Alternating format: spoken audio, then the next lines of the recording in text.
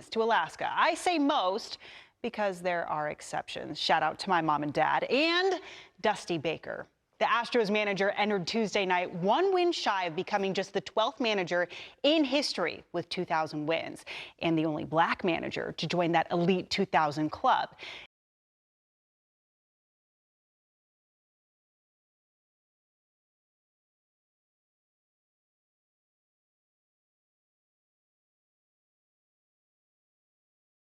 In his last 4 games. Well, Marcus Semien was 1 for 23 in the Rangers' last 6 tilts. On the other hand, Philly dropped $204 million, and Kyle Schwarber had been unleashing bombs with the 4th most homers in the league. Well, Nick Castellanos had 1 hit in his last 14 at-bats. You see that one buddy who's vaguely familiar, but you still got to check the name tag since he's maybe packed on a couple pounds and his hairline is slowly creeping back. On the contrary, that one girl from chem class who was still looking as good as ever for the 2nd time in a week, but they got up after getting knocked down and pulled off the win.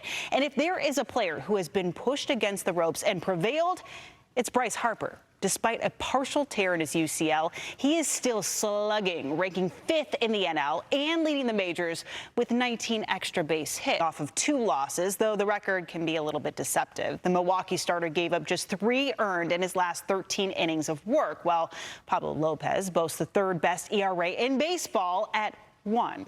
He most recently tossed 8 scoreless against the Padres. It was the Brewers, though, who struck first in this duel But there has only been one pitcher in baseball history who has thrown back-to-back no-hitters, Johnny Vandermeer of the Cincinnati Reds in 1938.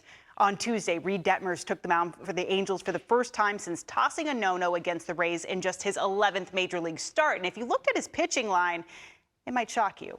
Detmers only struck out 2 batters in the 1999. You're binge downloading music illegally on a new peer-to-peer file sharing service called Napster. The new hot game show, Who Wants to Be a Millionaire, hosted by Regis Philbin, has you hooked. Headlines are dominated by Bill Clinton's impeachment trial, and everyone is worried that the world might come to an end when the clock strikes midnight. But we all survived Y2K. 1999. It was also the last time the Dodgers played a doubleheader at Dodger Stadium. The Blue Crew hosted the Diamondbacks in SoCal. So while we can easily identify that TLC's No Scrubs was topping the charts 23 years ago, it would be much tougher to laid back. But bruh, the Padres have 0 chill. The Friars are legit, tearing it up in the NL West, just a half game behind the Dodgers for the top spot. And a win on Tuesday in Philadelphia would match the Padres' best 36-game start to a season in franchise history. The last time they did that was back in 1998. The team that set